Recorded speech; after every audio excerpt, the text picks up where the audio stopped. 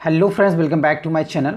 Guys, आज का जो प्रैक्टिस सेट रहेगा वो पर्यावरण पर आधारित रहेगा और इस प्रैक्टिस सेट में उन्हीं प्रश्नों को शामिल किया गया है जिनका परीक्षा की दृष्टि से बहुत ही महत्वपूर्ण रोल रहता है।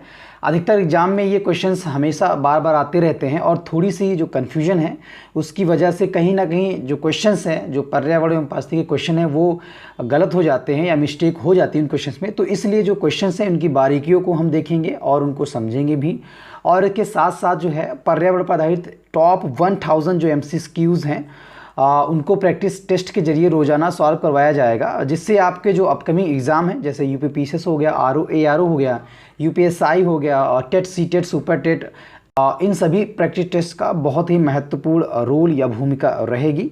तो चलिए बढ़ते हैं आज की प्रैक्टिस टेस्ट की तरफ। आज का प्रैक्टिस टेस्ट का जो पहला क्वेश्चन है क्या कह रहा है देखते हैं। तो पहला क्वेश्चन कह रहा है कि जलवायु परिवर्तन पर अंतर सरकारी पैनल IPCC का गठन कब किया गया है।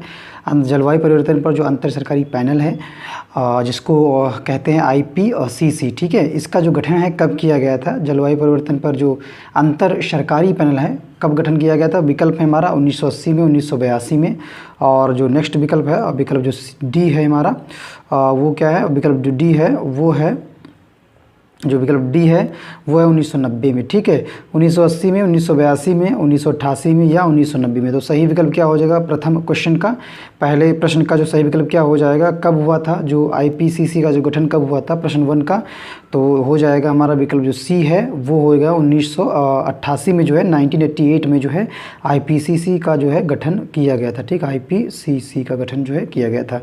अगले प्रश्न की तरफ बढ़ते हैं। नेक्स्ट प्रश्न क्या कह रहा है वो देखते हैं। नेक्स्ट प्रश्न कह रहा है कि संयुक्त राष्ट्र पर्यावरण कार्यक्रम, नेक्स्ट प्रश्न सेकंड, संयुक्त राष्ट्र पर्यावरण कार्यक्रम UNEP, united nation environmental programme जो है इसकी जो शुरुआत हुई थी कब हुई थी ये बताना। तो पहला 1948 में है विकल्प, बी है 1972 में, और सी और जो डी विकल्प है, जो सी और डी विकल्प है वो है 1975 और 1980 में। तो सही विकल्प सेकंड क्वेश्चन का क्या हो जाएगा, तो सही विकल्प सेकंड क्वेश्चन का क्या हो जाएगा, संयुक्त राष्ट्र पर्यावरण कार्यक्रम यूनेप की जो शुरुआत हुई थी कब हुई थी। तो यूनेप की शुरुआत हुई थी वो हुई थी हमारा जो 1972 है, 1972 में जो है 1972 में जो है यूनेप की जो है संयुक्त राष्ट्र पर्यावरण कार्यक्रम जो है इसकी जो है शुरुआत हुई थी, ठीक है। 1972 में यूनेप की जो है शुरुआत हुई थी। अगले प्रश्न 3 की तरफ बढ़ते हैं। प्रश्न संख्या 3 क्या करिए वो देखते हैं।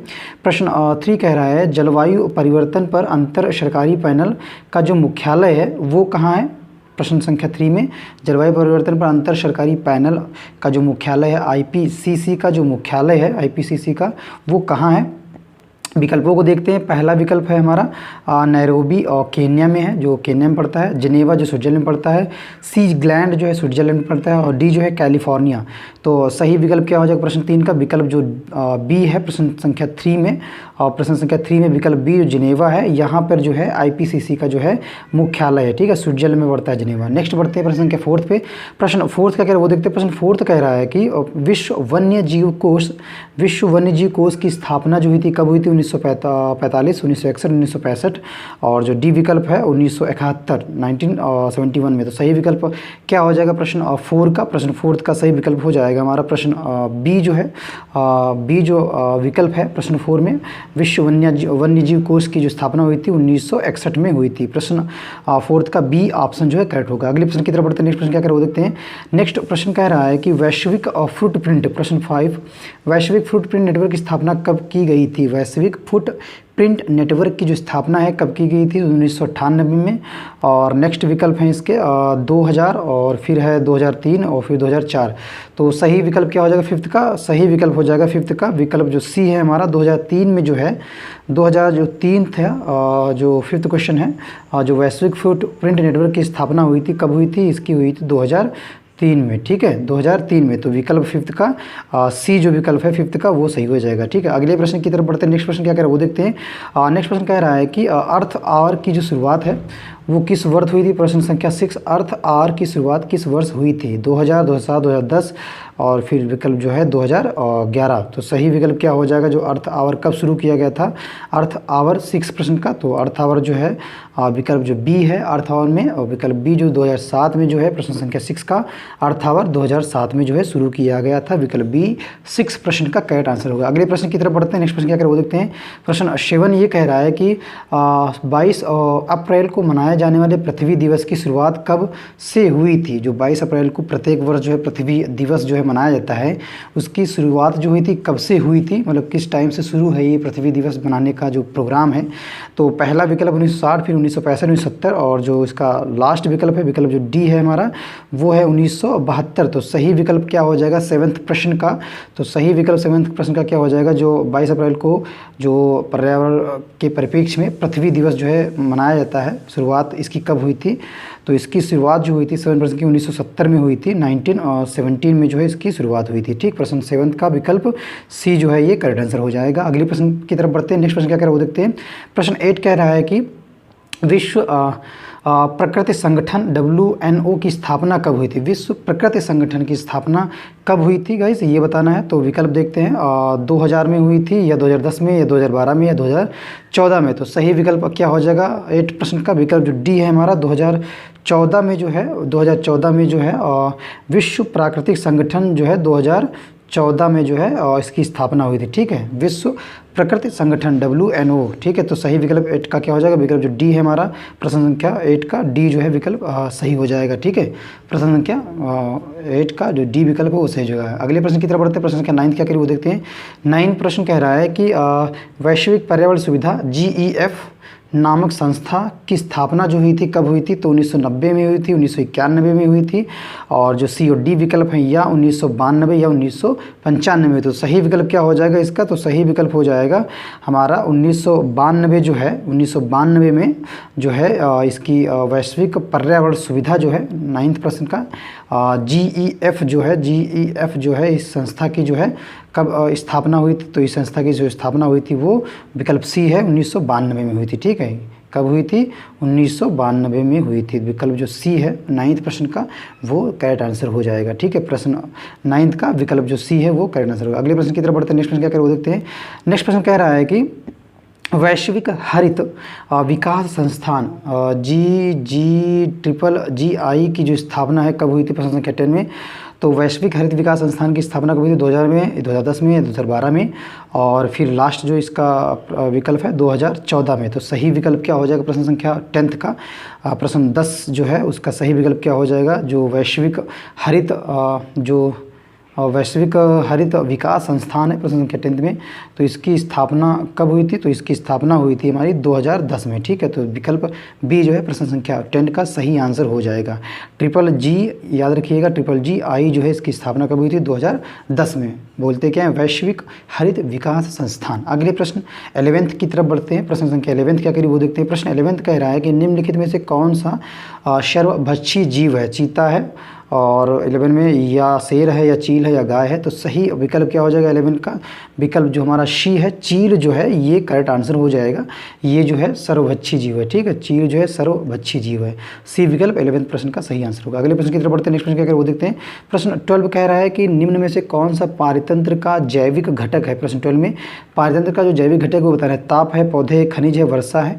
तो 12 का सही आंसर क्या हो जाएगा? जो प्रश्न 12 का जो सही विकल्प होगा क्या होगा? विकल्प बी जो है पौधे जो है ये पारितंत्र का जो है जैविक घटक है। ठीक है, प्रश्न 12 का बी विकल्प सही आंसर होगा। अगले प्रश्न की तरफ बढ़ते हैं। नेक्स्ट प्रश्न क्या कह रहा है? 13 प्रश्न कह रहा है कि जीवाश्म ईंधन के दहन से कौन सी जो गैस है पैदा नहीं होती है? तो जीवाश्म ईंधन का जब दहन होता है ऐसी कौन सी गैस है जो पैदा नहीं होती? कार्बन डाइऑक्साइड है ए, या सल्फर डाइऑक्साइड है, या ऑक्सीजन है, या कार्बन मोनोऑक्साइड है। तो सही विकल्प क्या हो जाएगा? जीवाश्म ईंधन के दहन से जो कौन सी गैस है जो पैदा नहीं होती? तो 13 का सही विकल्प सी हो जाएगा। जो ऑक्सीजन है ये करेक्ट आंसर होगा। ठीक है, जीवाश्म का जब ईंधन होता है तो इसमें जो ये ऑक्सीजन गैस है ये पैदा नहीं होती। ठीक है, ये ऑक्सीजन गैस पैदा नहीं होती है। सी विकल्प 13 का करेक्ट आंसर। अगले प्रश्न की तरफ बढ़ते हैं। नेक्स्ट प्रश्न क्या कह रहे हैं वो देखते हैं। नेक्स्ट प्रश्न कह रहा है पौधों का प्रश्न 14 पौधों को वर्गीकृत किया जाता है अपघटकों में, या उत्पादकों में, या प्रपोषियों में, या उपरोक्त सभी में। तो सही विकल्प क्या होगा? पौधों को वर्गीकृत किस में किया जाता है? तो 14 का विकल्प जो बी है उत्पादकों में जो है पौधों को वर्गीकृत किया जाता है। ठीक, उत्पादक हैं, पौधे क्या हैं, उत्पादक हैं। नेक्स्ट प्रश्न 15 की तरफ बढ़ते हैं। प्रश्न संख्या 15 क्या करिए वो देखते हैं। 15 प्रश्न कह रहा है कि कौन सा प्राणी मांसाहारी है, गाय है, बकरी है, हिरण है, मेढक है। तो सही विकल्प क्या हो जाएगा 15 का विकल्प जो डी है, मेढक जो है ये जो प्राणी है ये मांसाहारी है। तो ये 15 का विकल्प डी जो है करेक्ट आंसर होगा। अगले प्रश्न की तरफ बढ़ते हैं। प्रश्न संख्या 16 क्या कह रही है वो देखते हैं। प्रश्न 16 कह रहा है कि कौन सा जो जीव है शाकाहारी है। प्रश्न 16 में टिड्डा है, जूं है, खटमल है, सांप है।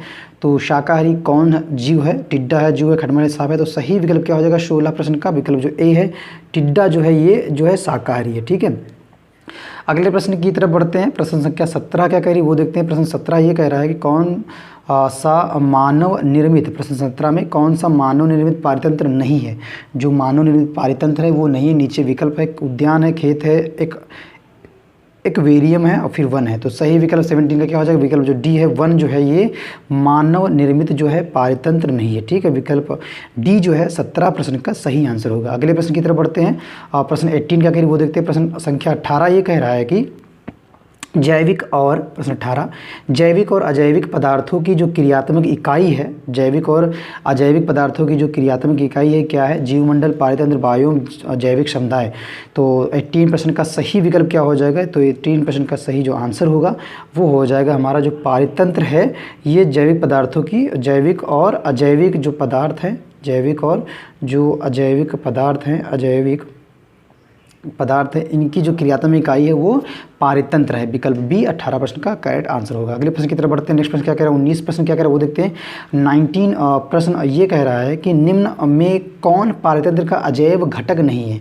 अजैव घटक नहीं है पारितंत्र में बताना है। तो वायु है, ताप है, पौधे, वर्षा। तो सही विकल्प 19 का क्या हो जाएगा, 19 का सही विकल्प हो जाएगा सी जो है हमारा, पौधे जो हैं ये पारितंत्र के जो हैं अजैव घटक नहीं है। ठीक है, पौधे जो हैं पारितंत्र के अजैव घटक नहीं है। तो विकल्प सी जो है 19 प्रश्न का सही आंसर होगा। ठीक है, दो घटक होते हैं, जैव घटक होता है और दूसरा जो होता है हमारा जो दूसरा है वो अजैव घटक होता है। ठीक है, अगले प्रश्न की तरफ बढ़ते हैं। प्रश्न संख्या 20 प्रश्न 20 का कह रहा है वो देखते हैं। प्रश्न 20 कह रहा है कि जैव विविधता के विशिष्ट स्थल जो है कौन से हैं। वन है, होटल है, कोयले की खानें हैं या पेट्रोलियम कुएं हैं। तो जैव विविधता के जो विशिष्ट स्थल हैं उसके लिए जो विकल्प हैं, जो 4 विकल्प, वन, होटल, कोयले की खान, पेट्रोलियम कुएं। तो सही आंसर क्या हो जाएगा, तो करेक्ट आंसर हो जाएगा प्रश्न 20 का, जो 20 का सही विकल्प होगा क्या होगा, वन हो जाएगा। तो ये जो है जैव विविधता का जो विशिष्ट स्थल है ये इनमें से है। ठीक है, कौन सा है, तो वन है। ठीक है, अगले प्रश्न की तरफ बढ़ते हैं। प्रश्न संख्या 21 का कह रही वो देखते हैं। प्रश्न 21 ये कह रहा है कि परावैंगनी किरणें प्रश्न 21 में परावैंगनी किरणें किस प्रकार के कैंसर का कारण बनती हैं। जो परावैंगनी किरणें हैं वो किस प्रकार के जो कैंसर का कारण बनती है, गुर्दे के कैंसर के लिए, त्वचा या मस्तिष्क या फेफड़े। तो सही विकल्प 21 का क्या हो जाएगा, तो 21 का जो सही विकल्प होगा त्वचा का जो कैंसर होता है वो उसके लिए जो परावैंगनी जो किरणें हैं वो जिम्मेदार होती हैं। त्वचा का जो कैंसर होता है उसके लिए परावैंगनी किरणें जो हैं वो जिम्मेदार होती हैं। प्रश्न संख्या 21 का विकल्प बी जो है, प्रश्न संख्या 21 का जो विकल्प बी है वो करेक्ट आंसर हो जाएगा। अगले प्रश्न की तरफ बढ़ते हैं। प्रश्न संख्या 22 क्या कह रहे हैं वो देखते हैं। प्रश्न 22 कह रहा है कि चिकित्सीय कचरा किस रंग के कूड़ेदान में डाला जाता है। जो चिकित्सकीय कचरा होता है, जो हमारा जो चिकित्सकीय कचरा है वो किस रंग के जो है कूड़ादान, जो किस रंग के जो कूड़ेदान में है डाला जाता है। तो पीला कूड़ादान होता है, जो डिब्बा रखा होता है, पीला या नीला या लाल या हरा। तो 22 का सही आंसर क्या हो जाएगा, हमारा जो लाल डिब्बा होता है, जो लाल कूड़ेदान का जो डिब्बा होता है उसमें जो है चिकित्सकीय कचरा जो होता है, जो चिकित्सकीय कचरा होता है वो लाल डिब्बे में जो है डाला जाता है। ठीक है, लाल डिब्बे का जो कूड़ेदान जो होता है, लाल डिब्बे का कूड़ेदान उसमें जो है चिकित्सकीय जो कचरा है वो डाला जाता है। अगले प्रश्न की तरफ बढ़ते हैं। बहुत ही अच्छा ये प्रश्न था। नेक्स्ट प्रश्न 23 की तरफ बढ़ते हैं। 23 प्रश्न क्या कह रहा है वो देखते हैं। 23 प्रश्न ये कह रहा है कि हरे पेड़ पौधे कितने प्रतिशत जो है ऊर्जा ग्रहण करते हैं। जो हरे पेड़ पौधे होते हैं 23 में वो कितने प्रतिशत जो है ऊर्जा का ग्रहण करते हैं। तो 1% है, 10% है, 50% है या 7% है। तो सही विकल्प क्या हो जाएगा, जो ग्रीन हमारे पेड़ पौधे हैं वो लगभग 1% जो है ऊर्जा का जो है ग्रहण करते हैं। तो 23 का विकल्प ए जो है 23 का विकल्प ए जो है हमारा ये राइट आंसर हो जाएगा। ठीक है, 1% जो है हरे पेड़ पौधे जो है ऊर्जा का ग्रहण करते हैं। अगले प्रश्न 24 की तरफ बढ़ते हैं। 24 प्रश्न क्या कह रहा है वो देखते हैं।